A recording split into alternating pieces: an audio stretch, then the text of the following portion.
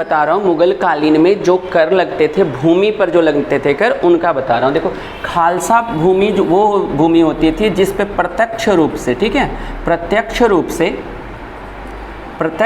से राजा का अधिकार होता था, उसको खालसा भूमि कहते थे। अभी मैंने बताया था कि जबती प्रणाली जो है वो किस पर लगता था, खालसा भूमि पर लगता था। दूसरा है जागीर भूमि। जागीर भूमि यानी किसी को वेतन अगर नहीं दिया जाता था, तनख्वाह नहीं दिया जाता था, तो उसको कुछ भूमि का भाग दे देता था राजा, और वहाँ से कर बटोरने की व्यवस्था होती थी जो कोई तनख्वाह लेने वाला व्यक्ति करता था। समझ में आ गया? तो उसे जागीर भूमि कहा जाता था।